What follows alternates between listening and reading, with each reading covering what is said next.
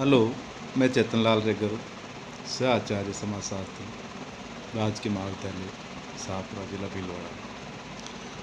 मैं आज आपको बीए पार्ट सेकंड के प्रथम प्रश्न पत्र सामाजिक अनुसंधान की पद्धतियों के संदर्भ में, जो कि मैंने आपको सामाजिक अनुसंधान के अर्थ एवं विशेषताओं के बारे में बताया था, हम उसी बात को आगे बढ़ाते हुए आज हम सामाजिक अनुसंधान के क्या उद्देश्य हैं, किन उद्देश्यों को लेकर के समाज का सोशल रिसर्च हो रहा है, सामाजिक अनुसंधान हो रहा है। तो उद्देश्य की बात करें तो उद्देश्य दो प्रकार के उद्देश्य बताए गए हैं समाजशास्त्रियों में, सैद्धांतिक उद्देश्य और व्यावहारिक या उपयुक्तवादी उद्देश्य। सैद्धांतिक उद्देश्य कौन कौन से हैं उसके बारे में हम चर्चा करेंगे। तो सैद्धांतिक उद्देश्य प्रमुख रूप से 4 बताए गए हैं। सर्वप्रथम यानी पहला जो उद्देश्य वो ये है कि सामाजिक अनुसंधान का जो प्रमुख उद्देश्य पहला ये है कि सामाजिक अनुसंधान के द्वारा समाज में घटने वाली सामाजिक घटनाओं, समस्याओं के बारे में पता लगाना होता है, जिसके जब तक हम सामाजिक अनुसंधान के माध्यम से हम समाज के बारे में समाज के बारे में जानेंगे नहीं, तब तक हमें यह नहीं पता चलेगा कि समाज में क्या घट रहा है, कौन कौन सी घटनाएं हैं जो समाज में उत्पन्न हो रही। अर्थात तो अनुसंधान के पीछे, सामाजिक अनुसंधान के पीछे जो उद्देश्य है पहला यही है कि सामाजिक घटनाएं और परिघटनाओं के बारे में जानकारी प्राप्त करना, ज्ञान प्राप्त करना। और दूसरा जो उद्देश्य है वो ये बताया गया है समाजशास्त्रियों में कि सामाजिक घटनाएं जो समाज में घट रही है उनके बीच में जो संबंध है, प्रकारात्मक संबंध, उनका पता लगाना। अर्थात सामाजिक संरचना की जो निर्माण में शामिल इकाइयाँ हैं, उन इकाइयों के बीच में क्या संबंध है, क्या सामाजिक जीवन को निरंतरता, गतिशीलता या उसको व्यवस्थित बनाए रखने के लिए उत्तरदायी है या नहीं। तो इन प्रकारात्मक संबंधों को जब तक हम समझ नहीं लेते तब तक हम सामाजिक घटना की वास्तविक प्रकृति को नहीं समझते। तो इसलिए दूसरा उद्देश्य ये जानने के लिए बताया गया कि जो समाज की सामाजिक घटनाएं हैं उनके बीच में कौन कौन से कार्य कारण संबंध हैं जिसके द्वारा समाज में घटनाएं घट रही हैं। तीसरा उद्देश्य है कि सामाजिक अनुसंधान के द्वारा उन नियमों को खोज निकालना जो सामाजिक घटनाएं, सामाजिक जीवन को नियमित एवं निर्देशित करते हैं। कोई भी मानवीय या सामाजिक घटना अपने आप नहीं घटती है या आकस्मिक रूप से नहीं घटती है, उसके पीछे कोई न कोई निश्चित नियम होते हैं।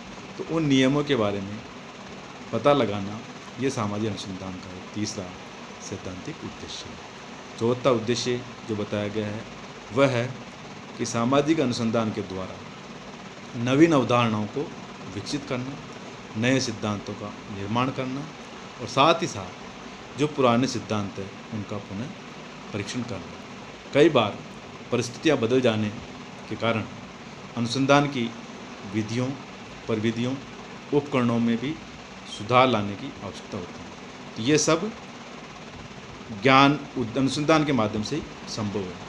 तो कहने का तात्पर्य 4 जो उद्देश्य हैं वो सैद्धांतिक बताए गए हैं। अब 5 ऐसे उद्देश्य हैं जो सामाजिक अनुसंधान के व्यावहारिक या उपयुक्तवादी उद्देश्य हैं। व्यावहारिक और उपयुक्तवादी उद्देश्य कौन से हैं? उसमें सर्वप्रथम वो यह है कि सामाजिक अनुसंधान का उद्देश्य होता है कि व्यावहारिक समस्याओं को हल करने में सहायता प्रदान करना। ये व्यावहारिक या उपयुक्तता दृष्टिकोण से प्रमुख पहला उद्देश्य है कि समाज में जो समस्याएं हैं, जो घटनाएं हैं, उन समस्याओं का समाधान कैसे हो।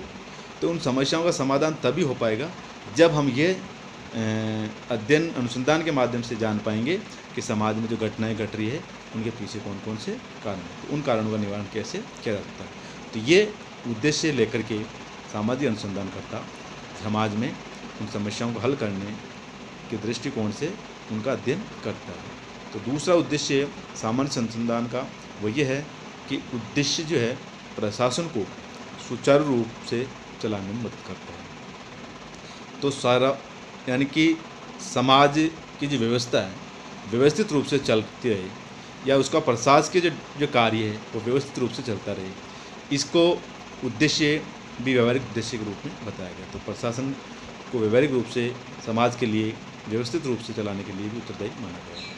तीसरा उद्देश्य है कि सामाजिक की जो योजनाएं हैं उनको सफलतापूर्वक लागू करने में सहायक सिद्ध हो सकता है। तो ये जो भी योजना है जिसके माध्यम से समाज का विकास, समाज की प्रगति, समाज की आवश्यकताओं की पूर्ति, समाज के निर्माण में जो योजना बनाई जाती है सरकार द्वारा, वह सफलतापूर्वक कैसे लागू हो सकती है। ये तभी लागू हो सकती है जब हम ये जान लेते। ये उद्देश्य लेकर के भी सामाजिक अनुसंधान किया जाता है।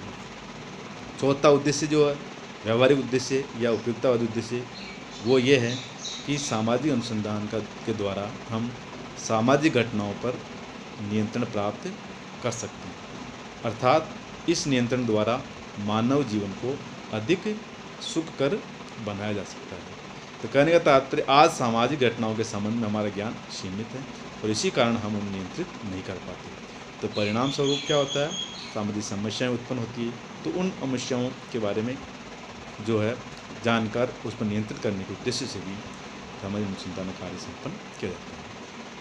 अंतिम व पांचवा व्यवहारिक उद्देश्य बताया गया है, वह है कि सामाजिक अनुसंधान के द्वारा सफल विकल्पों की खोज में सहायता प्रदान करता है।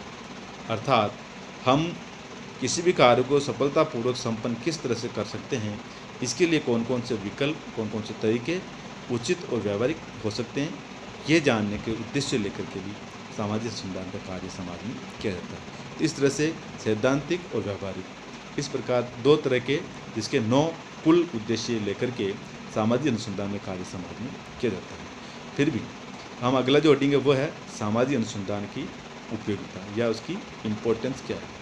तो सामाजिक अनुसंधान के द्वारा जो समाज में अध्ययन किया जाता है उसके पीछे जो इम्पोर्टेंस समाजशास्त्र ने बताई है वो ये है कि पहली जो उपयोगिता है, जो महत्व है, वह यह है कि अज्ञानता को दूर करने में सहायक। क्यों? अज्ञानता अनेक समस्याओं की जननी है। आज अनेक अंधविश्वास, भ्रांत धारणाएँ, स्वार्थ, संकुचित आस्थाएँ, सामाजिक क्रियाएँ सही जानकारी के अभाव एवं अशिक्षा के कारण भारत में अनेक समस्याओं से ग्रसित है। आज भाषावाद की समस्या है, जातिवाद की समस्या है, सांप्रदायिकता, प्रांतीयता आदि राष्ट्रीय एकीकरण के मार्ग में बड़ी बाधा है।